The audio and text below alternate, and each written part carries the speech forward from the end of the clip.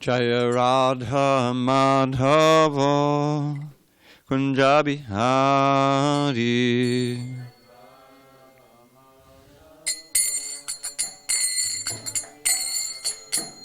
Jaya Radha Madhava Kunja Bihari.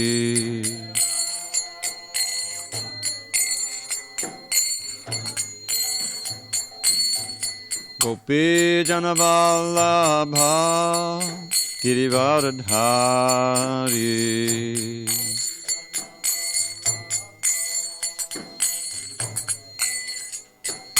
Jaya Gopi Janavallabha Girivardhari.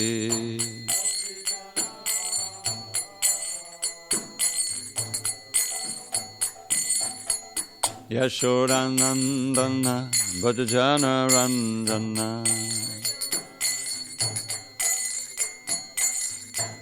Yashodanandana Bhajana Ranjana.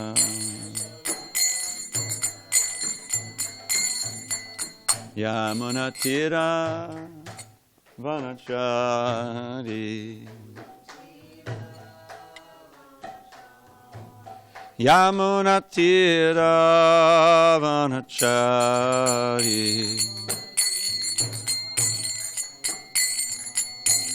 Jaya Radha Madhava Kunja Bihari. Prabhupada's book next. Prabhupada's book. Jaya Radha Madhava Kunja Bihari.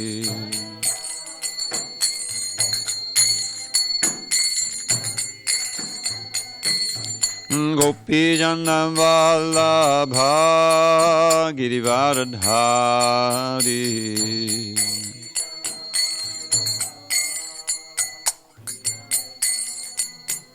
Jaya Gopi Janavallabha Girivardhari.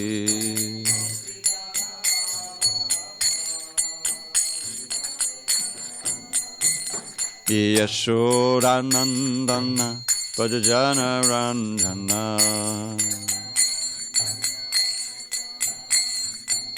Yashodanandana Bhajana Ranjana.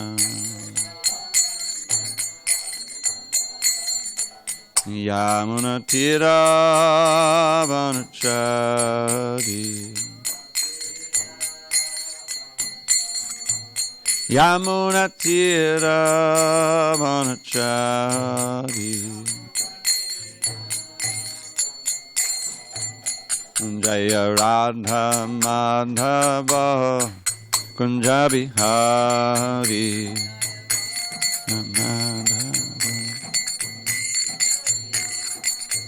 Jaya Radha Madhava Kunja Bihari.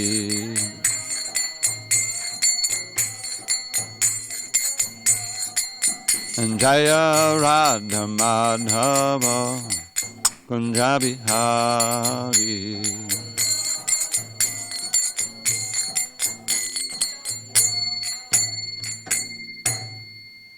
Jai Mr. Paramahansa, Parivadikacharya, Ashtotar, the Sri Srimad Divine Grace, Srila A.C. Bhaktivedanta Swami Prabhupada ki Jai.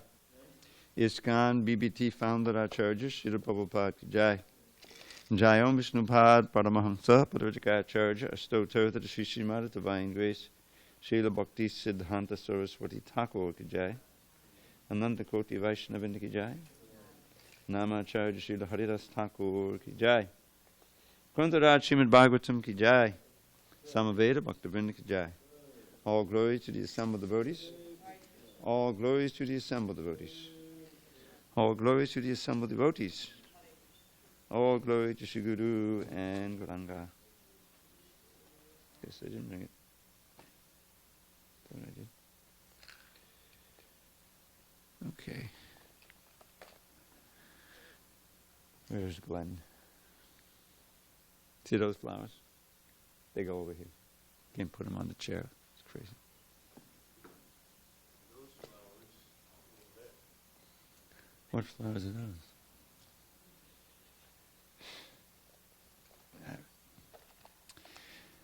Narayanam namaskritya Narang chaiva narottamam Devim saraswatim vyasam Tato jayamudiriye. Before reciting the Srimad Bhagavatam, which is our very means of conquest, we should offer our respectful obeisances unto Lord Narayan, the Supreme Personality of Godhead, unto Narayan Rishi, the supermost human being, unto Mother Saraswati, the goddess of learning, unto Srila Vyasadeva, the author, and unto Srila Prabhupada, the translator, commentator, and our spiritual master. Nashta prayesha badreshu Nityam bhagavata sevaya Bhagavajuttama shloke Bhakti bhavati naishtiki. By regular attendance in classes on Srimad Bhagavatam and by rendering devotional service to the pure devotee, all that is inauspicious within the heart is destroyed almost to nil, and loving devotion to the Supreme Lord, who is glorified in transcendental songs, is established as an irrevocable fact.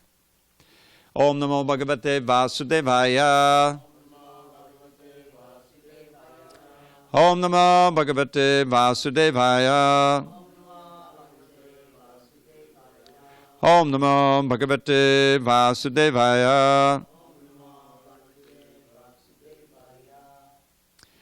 On this first day of March 2020 in SanDiego, we're reading from Srimad Bhagavatam, translation and commentary by His Divine Grace A.C. Bhaktivedanta Swami Prabhupada. And we are today reading from Canto 4, The Creation of the Fourth Order, Chapter 22, Prithu Maharaj's meeting with the four Kumaras, text number 44. And we'd like to give a warm welcome to Bhakta Ed Kane, one of our senior bhaktas here. Pranadhara Sutta Brahman Grihascha Saparichada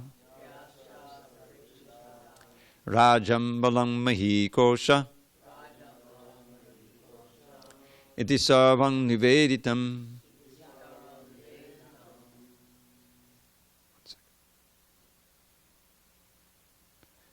Pranadhara Sutta Brahman Grihascha Saparichada Rajam Balang Mahi Kosha Iti Sarvam Niveditam. Pranadhara Sutta Brahman Grihascha Saparichada Rajam Balam Mahi Kosha Iti Sarvam Niveditam.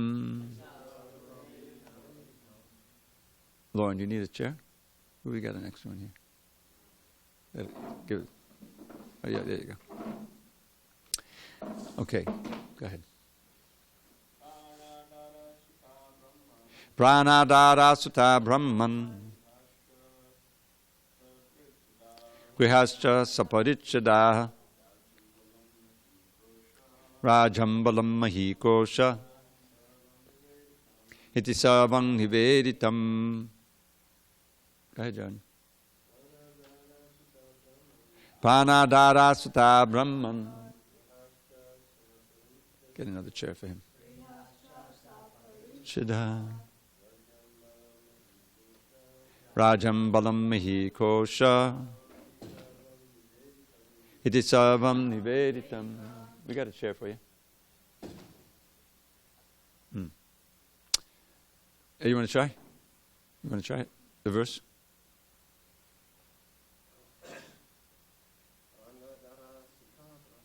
Pranadhara Sutta Brahman Grihascha Saparichada Rajam Balam Mahi Kosha Iti Sarvang Niveditam. No, not yet. Go ahead, Lord. Pranadhara Sutta Brahman Grihascha Saparichada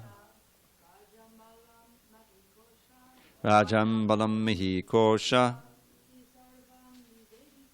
iti sarvam niveditam. Pranadara sutta brahman grihascha saparichadaha rajam balam mahi kosha iti sarvam niveditam. Pranaha, life.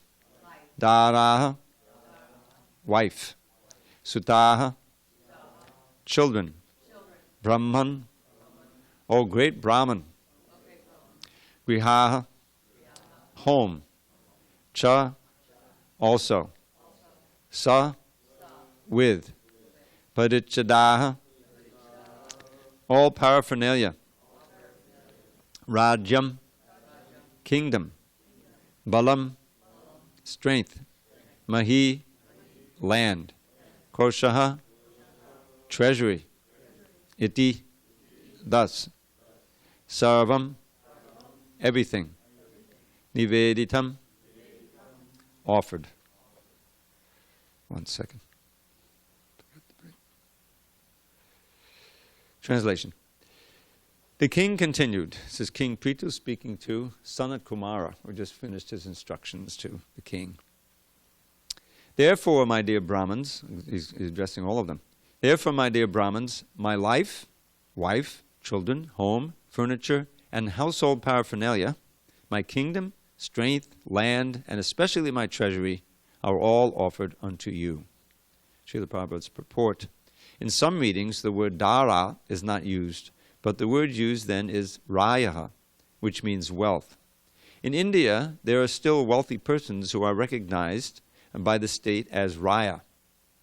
A great devotee of Lord Chaitanya Mahaprabhu was called Ramananda Rai, because he was a governor of Madras and very rich. There are still many holders of the title Rai, Rai Bahadur, Rai Chaudhary, and so on. The dara, or wife, is not permitted to be offered to the Brahmins. Everything is offered to worthy persons who are able to accept charity, but nowhere is it found that one offers his wife. Therefore, in this case, the reading Raya is more accurate than Dara. Also, since Prithu Maharaj offered everything to the Kumaras, the word kosha, treasury, need not be separately mentioned. Kings and emperors used to keep a private treasury, which was known as Ratnabandha. The Ratnabandha was a special treasury room which contained special jewelries, such as bangles, necklaces, and so on, which were presented to the king by the citizens. The jewelry was kept separate from the regular treasury house where all the collected revenues were kept. Thus Prithu Maharaj offered his stock of private jewelry to the lotus feet of the Kumaras. It has already been admitted that all the king's property belonged to the Brahmins, and that Prithu Maharaj was simply using it for the welfare of the state. If it were actually the property of the Brahmins, how could it be offered again to them? In this regard, Shripad Sridhar Swami has explained that this offering is just like the servant's offering of food to his master. The food already belongs to the master, for the master has purchased it. But the servant, by preparing food, makes it acceptable to the master and thus offers it to him. In this way, everything belonging to Prithu Maharaj was offered to the Kumaras. I am going to read the next one also. Saina patyam charajam cha danda netritvam evacha sarvalokadipatyam cha veda shastra vidarhiti. Since only a person who is completely educated according to the principles of Vedic knowledge deserves to be commander-in-chief, ruler of the state, the first to chastise and the proprietor of the whole planet, Prithu Maharaj offered everything to the Kumaras. So this is not him speaking anymore. This is a description. Purport. In this verse, it is very clearly stated that a kingdom, state, or empire must be governed under the instructions of saintly persons and Brahmins like the Kumaras. When monarchy ruled throughout the world, the monarch was actually directed by a board of Brahmins and saintly persons. The king, as the administrator of the state, executed his duties as a servant of the Brahmins. It was not that the kings or Brahmins were dictators, nor did they consider themselves proprietors of the state. The kings were also well versed in Vedic literatures, and thus were familiar with the injunction of Shri Ishopanishad, Ishavasya sarvam.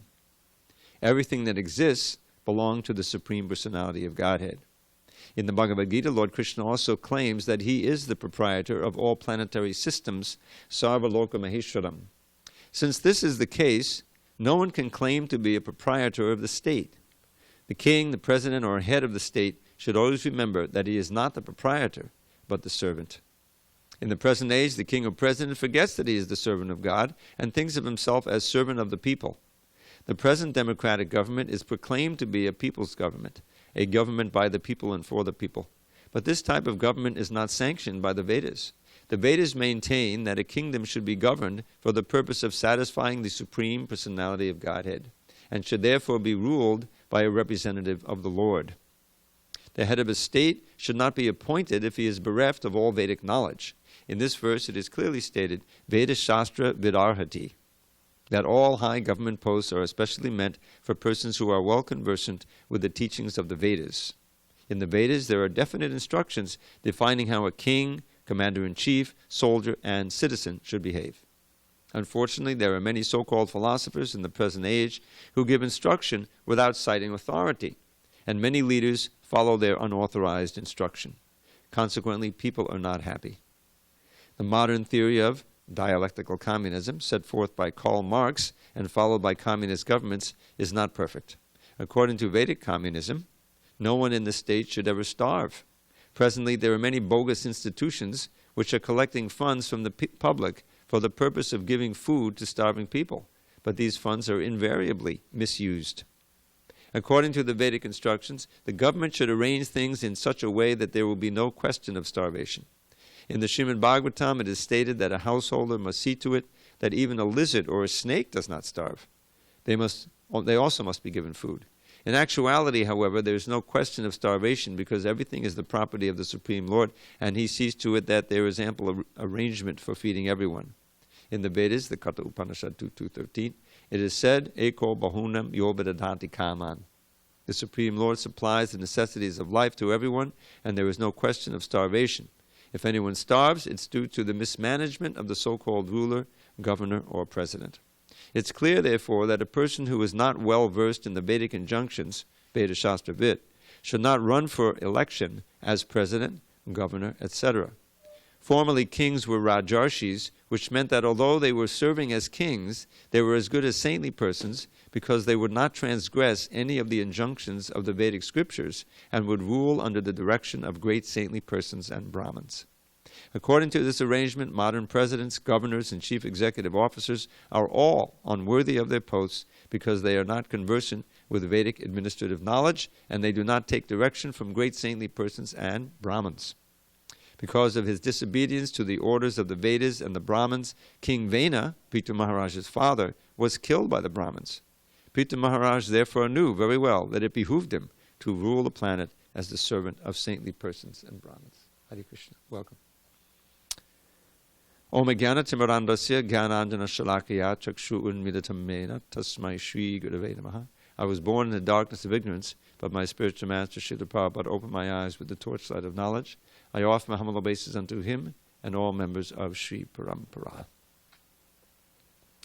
So this is one of many purports. This is quite a lengthy purport in which Srila Prabhupada is explaining why today's government and today's society is constantly beset by various disruptions, various strife and wars. After all, it is Kali Yuga. And the key element here is that there's a hierarchy, and it's a hierarchy based on spiritual attainment and spiritual quality. We've just finished these wonderful instructions of the 4 Kumaras, the learned first sons of Brahma, to Maharaj Prithu. Maharaj Prithu himself was a Shaktivesha avatar, and we heard how he saved the earth. His father was a through and through rascal. Reminds us of somebody we have today, but I'm not going to mention any names, who declared that he was God. And he stopped all the Brahminical activities, he suppressed the sacrifices. He was able to suppress the dacoits who had come out because Vena was such a incorrigible son that his father just got up and left. in the middle of the night. The king, he took sannyas out of disgust. And suddenly there's no king.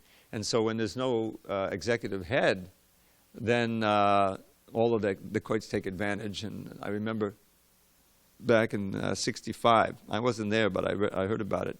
I had come from New York and I was attending the University of Chicago, and it was a huge blackout in September of 65. You read the historical. You may remember, like a whole East Coast was, no electricity for hours and hours and hours. And all the businesses were all being broken into, rioting was taking place, looting was happening, There's no lights, the cops can't see us, So this is the nature of the world, is that there's always a class of persons who are criminal, and they'll take advantage of any situation like that. So there has to be a strong executive, but the tendency is, especially in Kali Yuga, for these executives to take advantage of their post and become obscenely rich by taxing the people and not really doing anything with the money, but just spending it on themselves or hoarding it. We've had various examples of that. So the whole management of the earth, of the society of the earth, Krishna is very concerned about that. You remember what he says in the Bhagavad Gita. This was just before the war, the Mahabharata war. That's what the Bhagavad Gita is. It's the prelude to it. And he's explaining why he comes periodically. Yada yada hi dharmasa glani bhavati bharata abhyutanam ardhamasa tadatmanam sajamyaham. Whenever and wherever there is discrepancies in dharma, the proper functioning, there's a dharma for everything, from the Vedas, from the Shrutis, from the Manusamhita. And discrepancies have become prominent, and there's confusion on the earth. At that time, I manifest myself. And what does he do? Paratranaya sarunam vinashayashat dushkritam dharma sangstapanartaya sambhavami yuge. That I protect the devotees, the pious and saintly. I eliminate the miscreants, the out-and-out demons, and I reestablish proper dharma. And that's what he did when he came. Of course, he did a lot of other things. He cavorted in Vrindavan, because he had various levels of devotees that he was dealing with, that he was wanting to enliven and protect. So when it came to his most intimate devotees, he did protect them by killing all the demons that would come. But mostly he enlivened them by relating to them in a very intimate way, covering his majesty as God, and just dealing with them in a very, as a little baby child, as a friend, as a lover, as a master, loving master of servants. So that's the highest of bhakti. But for the management of earth, of society, there needs to be a proper structure. So management. So Srila Prabhupada is explaining how that's supposed to work. The head of society, the intelligentsia, is the Brahmins. When they're they have the Brahminical qualities, not just that they're born in Brahmin families. This is part of the corruption of Kali Yuga, is that you have so many individuals, they're born in Brahmin families, and they claim to be Brahmins on that basis. Prabhupada gives the example of a high court judge. Okay, a high court judge has a son, now he has a better chance of becoming a judge, he'll be trained in legal, get all it. But that doesn't mean he is one, just to be born in that family, any more than being born in whose parents are physicians or doctors, you're automatically a doctor. No. But there's a great deal of prestige and advantage to being thought of and dealt with as a Brahmin, and so the Brahmins claim to be, they're called Brahma Bandhus. So that's rampant in modern day age. But ideally, the Brahmins are meant to live very simply. That's the first thing. They can't be bribed. Prabhupada would tell the story of Chanakya Pandit. Now, Chanakya Pandit, he has these maxims that Prabhupada learned as a child. And sometimes he would quote them in his class. So he was the advisor to King Chandragupta, I think. I'm not sure exactly when they lived. Not in ancient times, but fairly recently. And so he would give the king advice, and the king would follow it. Then one time he gave the king some advice, and he ignored it, and he just quit. That's it. I'm out of here. Because he could live very simply. He wasn't beholden, I have all this big lifestyle I need to maintain, therefore I'm dependent. As soon as the intelligentsia, probably the Brahminical class, there's always an intelligent class, are bought out by the mercantile class, the Vaishyas, or the Kshatriya class, the whole society can go to hell. because then they use their intelligence in manipulating the populace, in all kinds of nefarious things, building weapons, the worst. Even though they have treaties about biological weapons, all the main countries have biological labs now. Because they're thinking, oh, if we follow the treaty and they don't, then we'll be out of advantage, so we better break the treaty too. Race to the bottom kind of thing. So Prabhupada is speaking directly to that. In the present age, the king or president forgets that he's a servant of God. Doesn't forget, never even accepted it. And thinks of himself as a servant of the people. Or servant of himself. But so the present, Prabhupada is criticizing the present democratic government as becoming to be the people's government. But the problem is that the people need guidance. The average person needs guidance. Otherwise, it just becomes sense gratification. That becomes the ideal, and it becomes corrupted. The four principles of sin are advertised, they're glorified, and the government makes money on it. I remember when gambling was controlled very tightly. When I was growing up in the 60s, you couldn't even bet on the races off track. There was no off track betting. That was illegal. Of course, if you wanted to go, you could make your way to Las Vegas. There was an exception. Las Vegas. So, but then gradually the government decided, oh, this is a great source of revenue. We'll use it for education. So they started a lottery. I think New York was one of the first states in the lottery. So that's gambling. The gambling generally it taxes the poorest people. They're not so intelligent realize what a scam it is. So they'll lay down their $1, $2, $5, whatever it may be. So that started. Then maybe around the same time or a little earlier, the off-track betting came on. You don't have to go and make your way to the track.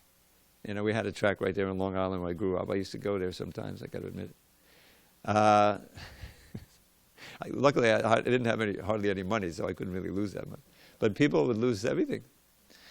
And so then they started with the off-track betting. And then, Atlantic City. Why should we let Las Vegas get all this money? In New Jersey, they build, all these casinos built up. Gradually, they're everywhere. Everywhere, they have the casinos on the Indian reservations, everywhere you have. And so that's a sign of the degradation of society. And the same thing with illicit sex, being, when I grew up, there was a code for movies, believe it or not. That you couldn't violate. Then that broke down, then gradually. And now everywhere the internet is a total disaster in that regard. So we're seeing that. And the reason why is people have no idea what a leadership is meant to be. There's no strong leader who can enforce any of the real rules that are needed for people's uplift. And the natural tendency is for the modes of passion and ignorance to take over and people to sink down. But you can see the result of this. Constant wars, pollution. India is the land of Dharma and everything in that, but it's been so much affected by the West in the last 50, 100 years.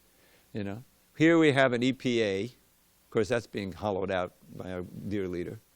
But the idea was, and this, of course, I have to give credit where credit due. It was Richard Nixon who started the EPA under pressure. So, okay, we have to try to protect the environment. That's what EPA means, Environment Protection Agency.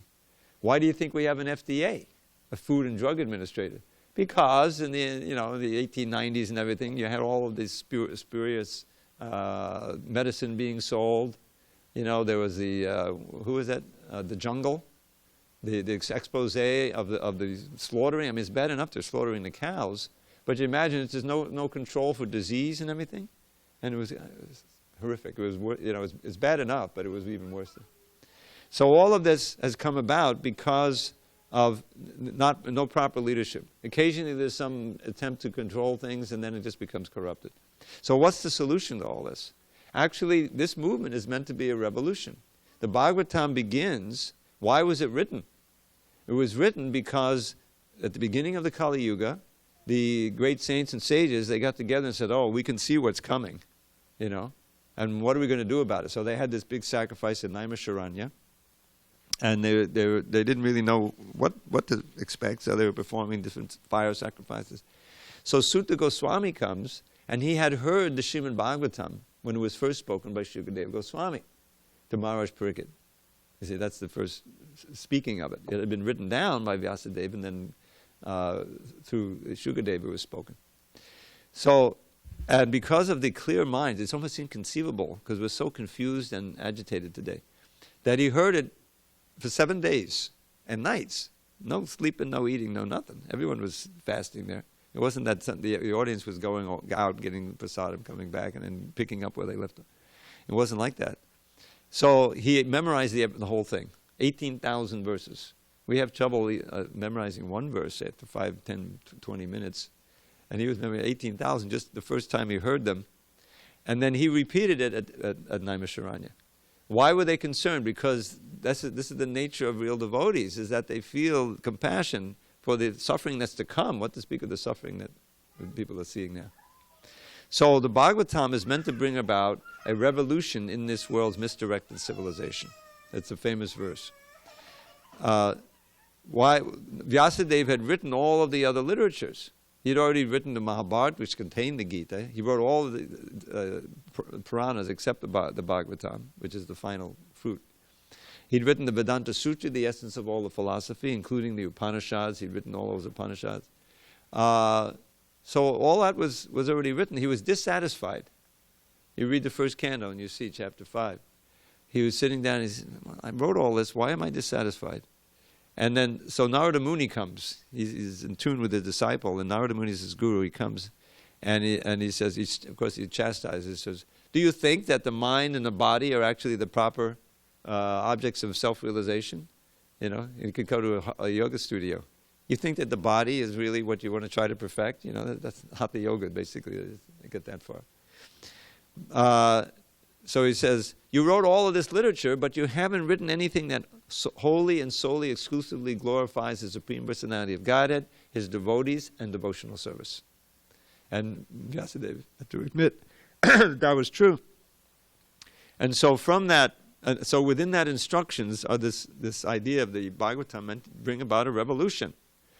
And he says, the very first verse, he condemns the mundane sound vibration and literature. Nayad vichas chitta padang hare yasho jagat pavitram pragunita karachit tad vayasam tirta mashanti manasa nayatra hangsa nidamantu shikshaya. What this means is that even if you have the most fine literature, nicely composed, you see, but it doesn't glorify Krishna, then it's like a place where crows gather. And crows like to get in the garbage, you know. I searched the internet, I did a little slideshow for a crow, and there was a picture of a crow with some, you know, trash in his. And then I searched the swans, and the swans are, you know, picking the lotus buds in the. So that's what this verse is about: crows versus swans. So it's a pilgrimage for crows. The crows like to stay there, and they like to, you know, eat that. But then this is the verse about the revolution. Tad bhag visargo. Now, vag means words. Visarga means creation, a creation of words. In other words, a book, a literary work. Tad bhag visargo janadhagha viplavo yasmin pati shlokam abandhavatyapi. Namanyanandasya yashankitanayak shinvanti gayanti gunanti sarava. Now, this verse is very important because it inspired Prabhupada to write the Bhagavatam, even though he felt his English wasn't so perfect. It was the second language, after all. But but this verse, he put it in his preface.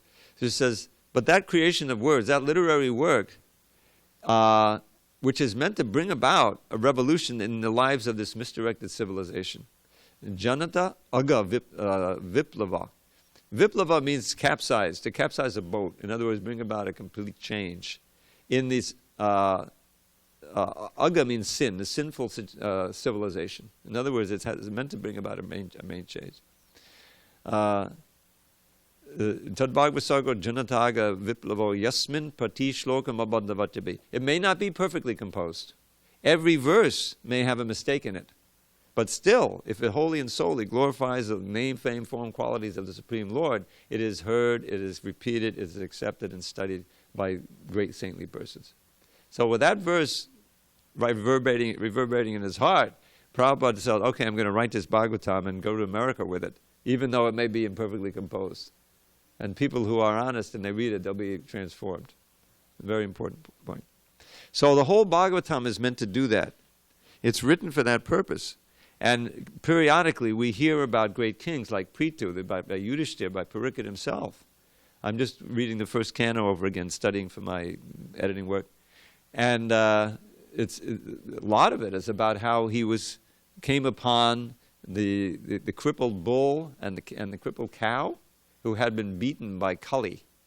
Cow represents the earth and the bull represents Dharma. So there's a lot of purports where, and there's a verse also in the purports, Prabhupada speaks about the 4 pillars of real Dharma. We sometimes forget this: austerity, cleanliness, mercy, and truthfulness. And we can see, well, where is that today? Who is embracing austerity? You're forced to perform austerity to go to work. But austerity in this regard means voluntarily restricting your sense gratification for a higher purpose. Cleanliness. There's filth everywhere. In the air, in this, the ether, everywhere. Mercy. There's some mercy. People have some compassion for others. But the ethos is neoliberalism. I'm going to make my way and make $1 million. That's basically it. All, to exploit others. And finally, truthfulness. That's the last leg. The other 3 legs are already beaten, and the poor bull is hobbling around on one leg. That's what Maharaj Prithu sees him. And so, truthfulness. Well, okay, there's some idea that we have the courts, I swear to tell the truth, the whole truth, nothing but the truth. Because if everybody's lying, then the whole thing goes to hell. No one can, be sure, have any credibility. Just like this coronavirus thing, right? So, it's a serious thing. It's going, it could be a pandemic. A lot of say, well, pandemic means it goes all over the world. The last big one was the flu epidemic in 1918, and it was like 50 million people died all over the world. My mother, the last time my mother passed away in 2006, we had a meeting. We invited all our relatives and everything a few years before that, and she was telling the story. I think her sister was recalling it. My mother had forgotten a lot of stuff. She was about 11 years old at that time. In that summer, I think it was summer, or maybe the flu comes in the wintertime. Whenever it was, her parents wouldn't let her out of the apartment. If you want to play, you can go onto the fire escape, because people were dying all over the place. It was horrific, So there has to be, okay, so now we have to all pull together to get this thing, to combat this, right? But if the person in charge is a famous liar, then it's worse than nothing. When he assures you of it's going to be okay, you think, oh, it must really be serious, and the stock market crashes. In other words, the credibility of the leader is all important for people to have confidence. Otherwise, it's constant anxiety. You see how important it is. And not just for that, but in even ordinary dealings, truthfulness is so critical. So these 4 pillars of religion, of real Dharma, are under attack in this Kali Yuga. And this movement, and this which is based on Bhagavad philosophy, is meant to combat that, first of all, personally, in our own lives. You can't bring about any change in society unless you yourself have been empowered by your own behavior, your own transformation. So first of all, you can speak with authority because you've experienced some of the benefits of Krishna consciousness, right? And you're embracing these principles and seeing the benefit of it.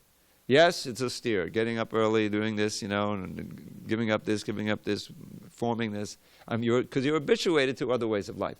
But if you accept it, then you soon see the value of it. I remember in the 80s, I've been around so long, and when the AIDS epidemic hit, that whole thing happened in the early 80s. And I was just thinking, because brahmachari, like that, well, you don't have to worry about that. I mean, this is one thing you don't have to worry about. All the drugs, all the damage that was doing and is still doing. It's so nice. No intoxication, no illicit sex, no gambling. You didn't have to worry about the lure of the racetrack anymore, And meat eating, God, you don't even think about that, It's such a, so then what do? I mean, these are the sources of so much pleasure, right? Hare Krishna, Krishna Krishna, Hare. The chanting, the serving, the dancing, all of these things give you a higher taste. This verse was spoken a few verses ago. While I was out of town for a day, Balaram gave class, right? Yat pada pankaja vilasa bhakti. This is like the culmination of all these instructions. So what is he saying there? I'll just review that verse since I missed it. So the end of the verse, you remember the end of the verse? Bhaja Vasudevam. It means, therefore you should worship Krishna. So here's what this verse is about. He says, Yat pada pankaja palasha vilasa bhaktya karmashayam kvatitam udgatayanti santa tadvanna riktam atayo yatayopi ruddha sroto ganastamadanam bhaja Vasudevam. So what he's saying there is that pada pankaja palasa vilasa. Vilasa is spiritual pleasure. That the spiritual pleasure that devotees experience, advanced devotees, pure devotees, in serving the tips of the toes of the lotus feet of Krishna. Pada pankaja palasa vilasa bhaktya, with devotion. That vilas, karmashayam graditam udgratayanti. It unties or cuts the knots of attraction for pleasure in this material world. This is what's keeping us bound to this world, our desire for the petty sense gratifications, for the intelligence, the mind, and the senses. It's not just sense gratification. It's also subtle sense gratification. So all of those, memories of it, desires to do it, feeling, I'm missing out, all of that is knots that keep us here. So, but the devotee who's constantly hearing and chanting and serving and experiencing Krishna's presence in his life, that's just garbage. He doesn't feel, you don't feel any attraction for it. That's the blessing. That's vairagya. But others, and he's speaking rikta matayo, means whose minds are devoid of any bhakti, of any understanding of Krishna. That can be gross materialists, it could be the impersonalists, it could be the yogis who are just like you read all these demonic, all these demons that Krishna killed in Vrindavan, from Putana to Agasura, Bakasura, Dhenukasura, they're all great yogis because it's a great advantage in killing others if you can shape change. So Agasura wasn't by nature a big snake, but he turned into a big snake. Well, they'll never be able to stop this 8-mile-long python. I'll just swallow him up. That was his idea. Dhenukasura, I'm just reading about him, and he took the donkey demon. So they have all these powers. So they're tremendously attached to this world. So whether it's the yogis or the karmis or anyone else who are deeply enmeshed in trying to feed the ego as well as the gross senses, then that's all these knots. They keep you coming back again and again and again for suffering in this world. That's what that is. So how do you untie those knots? You don't untie them. You cut them. The Gordian knot, right? Wasn't that the whole thing? You've got to take a big sword. So what does that sword basically consist of? Remembrance of Krishna. That's in the first canto. First canto, second chapter. I don't know the exact number of the verses, maybe 10, 11. It's describing how real dharma is that which awakens your love for Krishna. And how does that work? Well, you need to tasmat ekena manasa, with one point of attention, hear about, chant about, and worship the Supreme Personality of Godhead. Now, what does that produce? Remembrance. Then you're meant to come to the point of remembrance. And that remembrance is the sword. Yadanunyasya yukta karma granti nabandhanam chindandi. That means to cut. You can hear the sword working. Chindandi kobedastasa konakoya kataratim. So that remembrance is a sword. Anudya asina. Asina is a sword. Karma granti nabandhanam. It cuts your knots of your karma. That's also another part of the knots. Your previous activities which induce attraction. That's all part of the same thing. And therefore he says, who would not be attracted? Well, there's millions of people who wouldn't be attracted. Those who are in the deepest darkness. And therefore this Bhagavatam has risen Just like the sun, to give, after Krishna went back to his abode, to give real knowledge and religion, dharma and gyan to the people in general. So we should take advantage of it. The Bhagavatam is filled. This is what the purpose why Prabhupada was so insistent that everyone attend the class in the morning, because this is where you can get the knowledge that can lead to activity which provides you remembrance. So all of that is not only personally uplifting, but it helps society in general. There's a social aspect to it. Prabhupada refers, I couldn't believe it. Is there another purport where he mentions Karl Marx? I don't even know one. But I'd like to point out. I don't know. You were here last night. I think were you here last night? Yeah. Remember I mentioned I was raised as a communist. My father used to. Yeah, he used to read from Karl Marx, Das Kapital, to me, not in the original German, in English. When I was a kid, and because the whole idea was that everyone it'll be like a paradise, a worker's paradise. The workers run all the shops and everything. They'll do it for the benefit. But no, without the character building, then amongst those Sudras, you'll get certain ones who will exploit all the others. You get a Stalin and you get Lenin and all this stuff. That's not the way. But Prabhupada would like to point out, because he's writing these books in the early 60s, and it looked for everybody thought. Nobody thought except Prabhupada. When he went to Russia in '71, I think it was, he spent only a few days there. He says, "I predict there'll be another revolution, because I can see that people are not happy." He saw all the people standing in lines. Instead of inflation, it's just that you can't buy anything. There's nothing available, so people would stand in line to get basic commodities.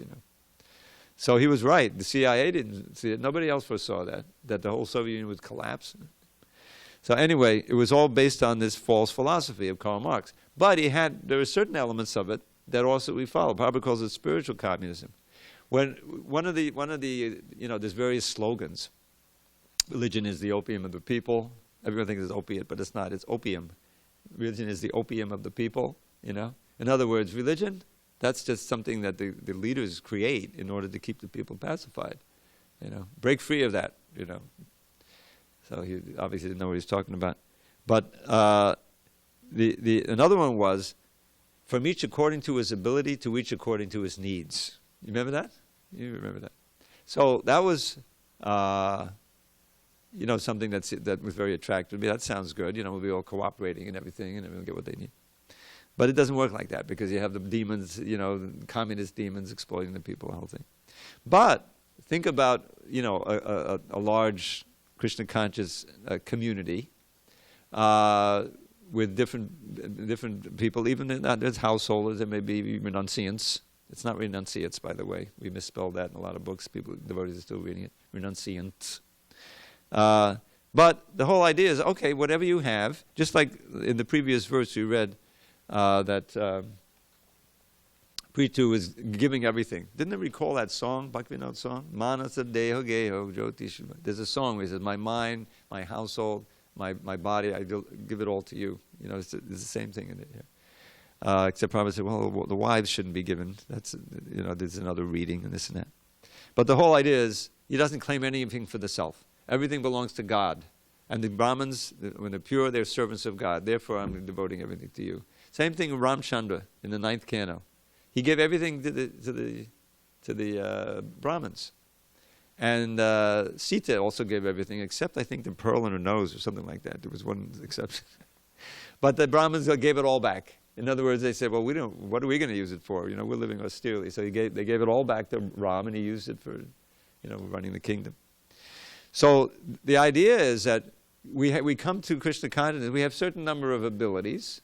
It doesn't matter, man, woman, old, young, And whatever we have, we can try to use in the service of Krishna, recognizing he's the proprietor of everything. And then he gives back what we need to live, simply. That's the idea. A society can actually be organized on that principle. And Prithu, after he had undone his father's, Vena's predations, the society was very happy and peaceful. There was opulence. The demigods were cooperating, sending rain at the right time and right quantity, and all these other things, So So the idea is good, but if you leave God out of it, it doesn't work. He has to be in the center. Now, where do the people get the satisfaction? I've often thought of this, because we had our farm. None of the farms really had the perfect ideal. But here you have a simple brahmachari on the back of a bullock cart, and he's plowing the land. Okay, he's not making any money. He's getting 3 squares a day, and he has a place to sleep. Well, that's not going to be enough to satisfy anyone. So what's going to be satisfying? Chanting of the holy name. It can be completely satisfying. And I was thinking, there's such a wealth of transcendental vibrations that one can chant and be completely happy. Now, how do you get the model for that? Think of the 6 Goswamis. The 6 Goswamis. You had Raghunath Das Goswami, Rupa Goswami, and Sanatana Goswami. They were extremely wealthy. Extremely wealthy. When they retired, Rupa and Sanatana, they had a whole boat full of gold coins. You know how much that would be worth today? Billions and billions of dollars. So they didn't keep any of it. Well, they had kept some for emergencies, which was a good idea. But he gave half of it to the Vaishnavas and the Brahmins for service. He gave a quarter of it for his relatives. Prabhupada said, I just heard this today because they expect something. And then a quarter of it for emergencies, which they used basically to bail out, bribe the jailer to get Sanatana out of jail. So then he had Sanatana's servant. He had a servant, Ishan, who was walking with him through the jungle to get to Lord Chaitanya in Benares. And he kept 8 gold coins without Sanatana's knowledge, And anyway, it's a long story. It's a wonderful story that he was going to be murdered. They were going to be murdered for that. And Sanatana gave it to the innkeeper. And he said, please take this. If you don't take it, someone else will, and just out of your goodwill, show us how to get across this difficult tract of land. So the innkeeper thanked him and said, thank you so much. I was going to kill you for this. Now I won't have to perform that sin. And I will show you how to go across. So he said, then he sent Ishan back, his servant, with 1 gold coin. Ishan was trying to be conscientious. And so he said, okay, Ishan, you can go back, take your gold coin and buy. So he's free. All he had was this little blanket, which he eventually gave away. So from being, a multi-millionaire, he gave everything away. So how could they live? And I'll end on this because it's getting late, I'm sorry. That there's this wonderful song about the 6 Goswamis written by Srinivasacharya. And the 4th verse, my favorite, is that Chakva Tuna Mashesha Mandala Patishening Sadat Tuchavat Bhutva Dina Ganesha Ko Kaduniya Kopin Kantashito Gopi Baba the Samartabda the Hali Kallola Magno Maho Vande Rupa Sanatana Ragiya Go Shri Jiva Gopalaka. I offer my obeisance to the 6 Goswamis. And he is speaking especially about the 3 I mentioned, Rupa, Sanatana, and Raghunath. So Chakva Turnam, Ashesha Mandala, endless wealth and influence that they had, especially Rupa Sanatana, and the wealth. Raghunath was a billionaire. He was the sole heir of huge zamindar wealth. They were Vaishnavas, but they were very well. They gave it up quickly, without delay.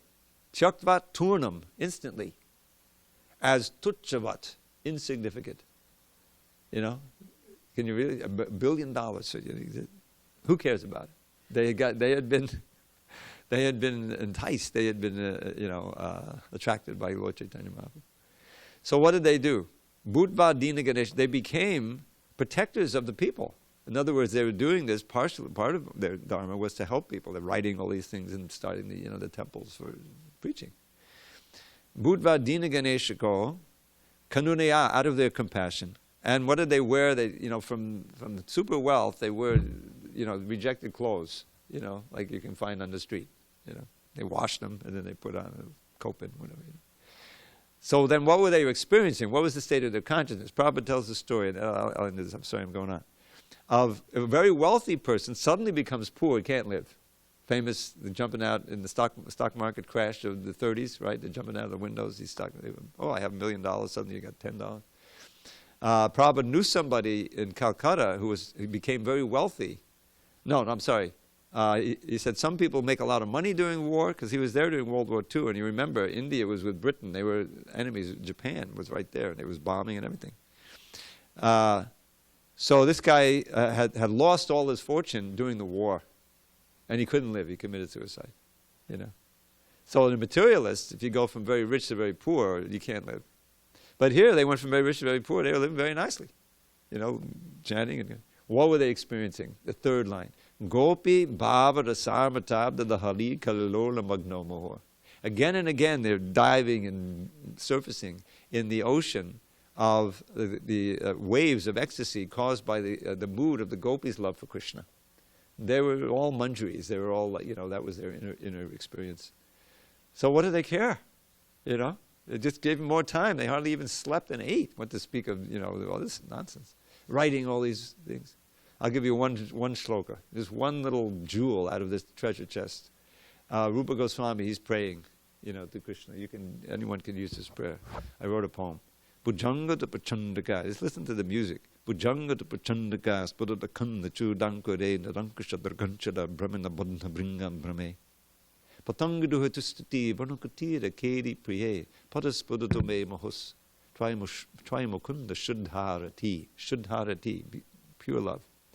You wear the best of crests, a crown of perfect peacock plumes. Your dancing glances stun the bees meandering midst the blooms. You relish love play in a cottage by Kalindi's shore. O Krishna, may pure love for you be mine forevermore. So that's fully fulfilling. You don't need $1 billion. All you need is just your beads and the holy name. We don't have time for any questions. All glories to Srila Prabhupada.